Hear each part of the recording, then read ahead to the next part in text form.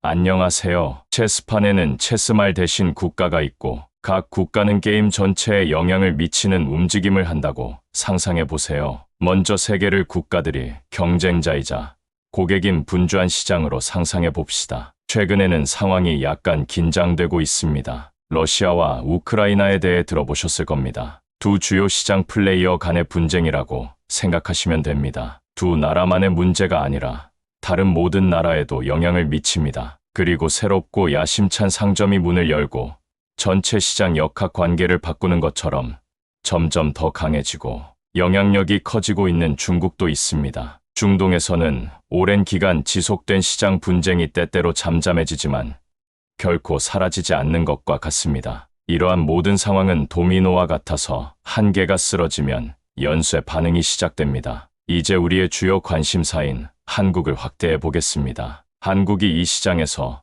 보안 시스템을 업그레이드하기 위해 끊임없이 노력하는 상점이고 바로 옆에는 북한이 항상 문제를 일으키는 라이벌 상점과 같다고 상상해 보십시오. 한국은 가만히 앉아 있는 것이 아니라 자신과 고객 국민을 보호하기 위한 새로운 방법을 적극적으로 모색하고 있습니다. 외교는 상점 주인들 간의 협상과 같습니다. 때로는 우호적으로, 때로는 그렇지 않을 수도 있습니다. 하지만 어느 한쪽이 너무 강해지거나 위협적인 존재가 되지 않도록 균형을 유지하는 것이 관건입니다. 국가들은 서로를 지원하기 위해 시장협회와 같은 동맹을 형성합니다. 글로벌 정치에서 경제는 이러한 상점의 재정 건전성과 같습니다. 경제가 튼튼한 국가는 보안, 신제품, 더 나은 서비스에 더 많은 투자를 할 수 있습니다. 약한 경제는 이를 따라잡기 어려울 수 있습니다. 경제 제재는 상점 불매운동과 같은 것으로 직접적인 대치 없이 압력을 가하는 방법입니다. 이제 군사력을 상점의 보안 시스템으로 생각해 보세요. 첨단 카메라, 첨단 방어 시스템을 갖춘 곳도 있고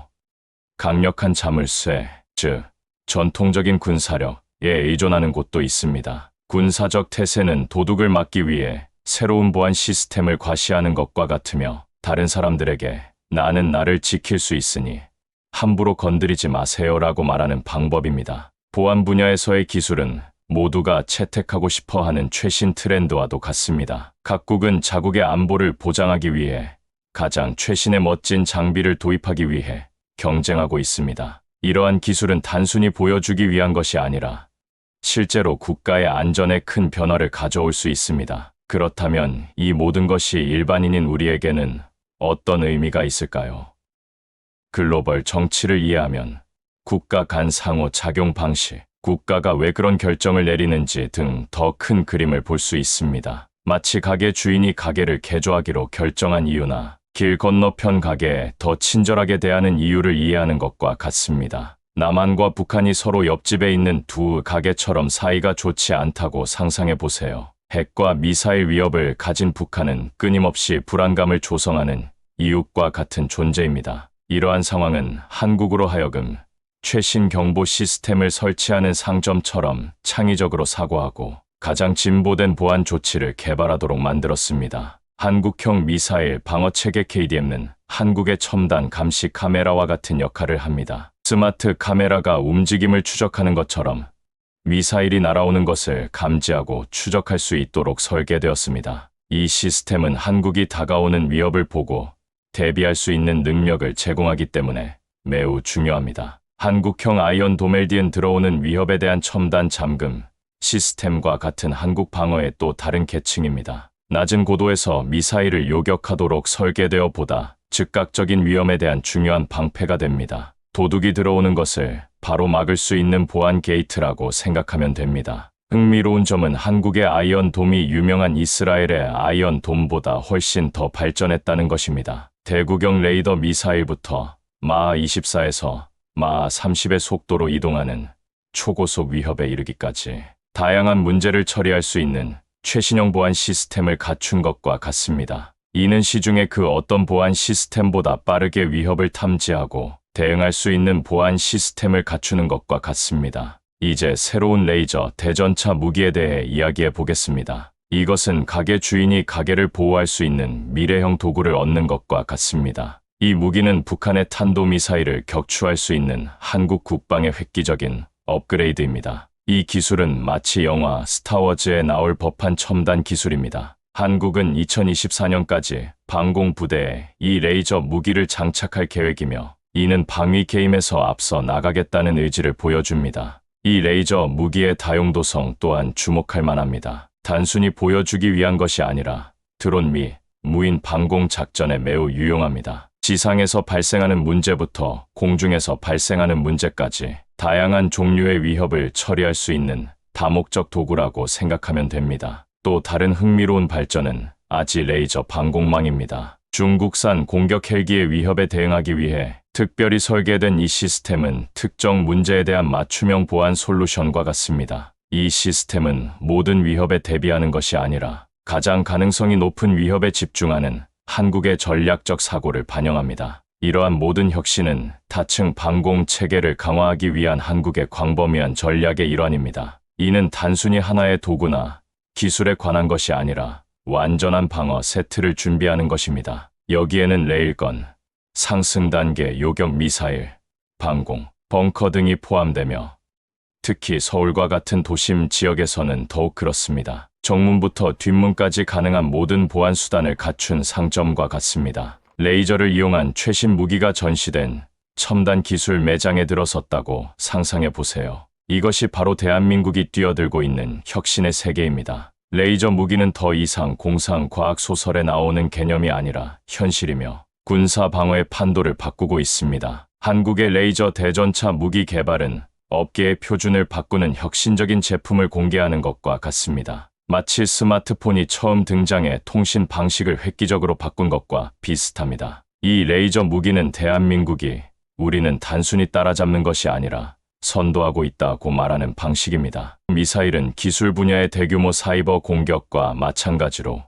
국방 분야에서 크고 무서운 위협입니다. 한국의 레이저 무기는 이러한 위협에 효과적으로 대응할 수 있도록 설계되었습니다. 미사일이 날아오는 상황에서 정밀하고 강력한 레이저, 빔으로 미사일을 무력화시킨다고 상상해 보세요. 정말 인상적인 장면이죠. 이 기술은 매우 진보된 기술이기 때문에 종종 스타워즈의 방어 개념과 비교되기도 합니다. 마치 공상과학 영화에 나오는 방패가 우주에서 날아오는 공격을 방어하는 것과 같습니다. 하지만 실제로는 마하 24에서 마하 30의 속도로 움직이는 무기가 등장함에 따라 방어 기술도 그에 못지않게 미래지향적이고 빨라야 합니다. 드론과 무인 고려하면 이야기는 더욱 흥미로워집니다. 드론은 현대 전장의 스텔스 스파이이자 전투기와도 같습니다. 한국의 레이저 기술은 크고 명백한 위협뿐만 아니라 미묘하지만 똑같이 위험한 도전에 대응하기 위한 것입니다. 한국은 이러한 기술을 실험하는 데 그치지 않고 빠른 속도로 구현하고 있습니다. 2024년까지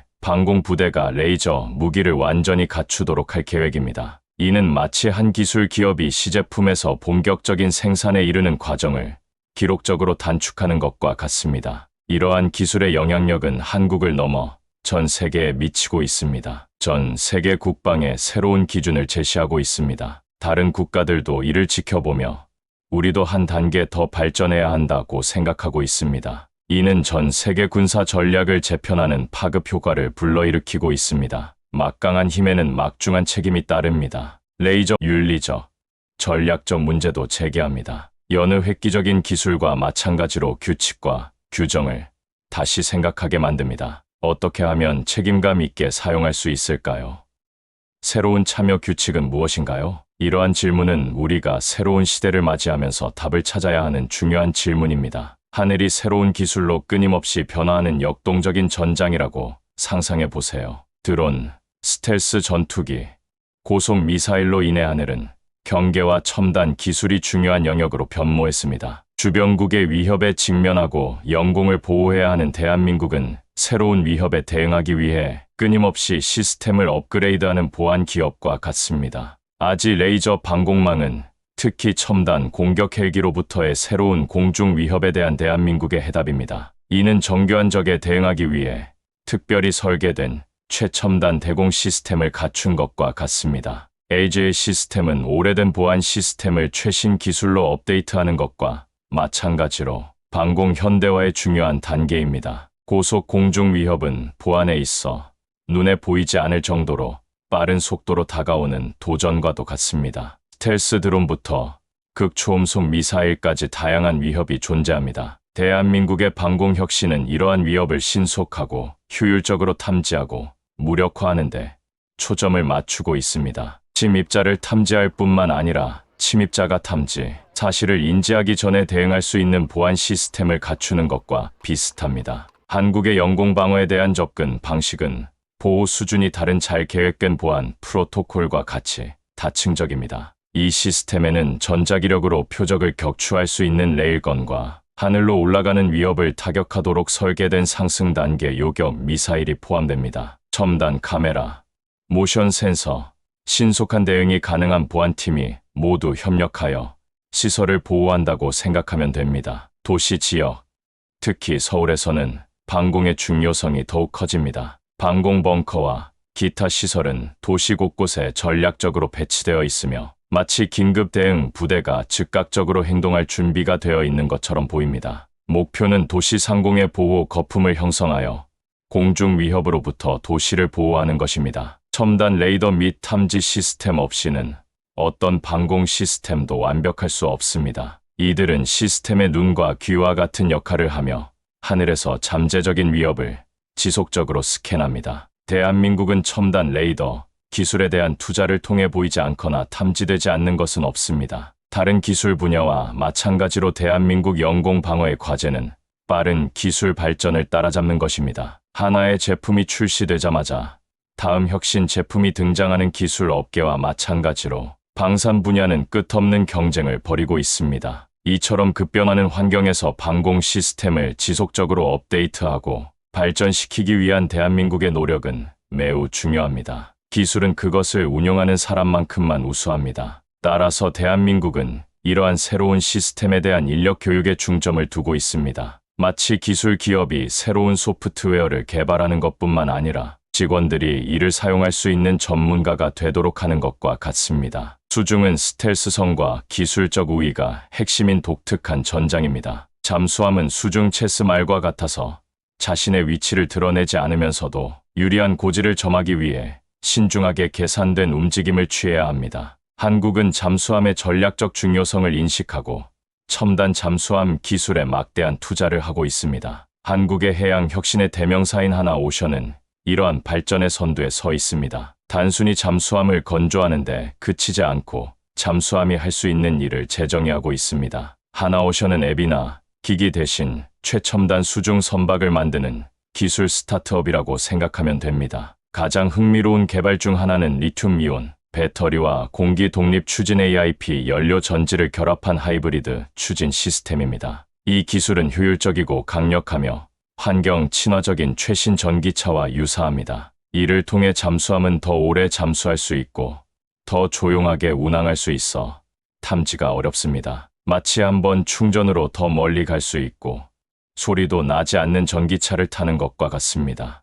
미국과 러시아 같은 국가들은 오랫동안 원자력 잠수함에 집중해 왔지만 한국은 다른 길을 걷고 있습니다. 한국은 비핵 기술에 집중함으로써 잠수함 분야에서 독보적인 위치를 차지하고 있습니다. 이는 전문성과 혁신으로 해당 분야에서 리더십을 발휘할 수 있는 틈새 시장을 전문으로 선택하는 것과 같습니다. 잠수함 전쟁에서 스텔스성과 내구성은 매우 중요합니다. 이 분야에서 한국의 발전은 스파이의 툴킷을 업그레이드하는 것과 같습니다. 툴킷이 좋아질수록 스파이가 탐지되지 않고 더 오래, 더 효과적으로 작전을 수행할 수 있습니다. 잠수함의 세계에서는 보이지 않는 것이 곧 안전이며 한국의 잠수함 기술은 바다 속 깊은 곳에 녹아들기 위한 것입니다. 한국의 잠수함 발전은 단순히 국방에만 국한된 것이 아니라 지역 안보에도 중요한 역할을 하고 있습니다. 복잡한 해양 분쟁과 잠재적 위협이 있는 지역에서 강력한 잠수함, 전력을 보유하는 것은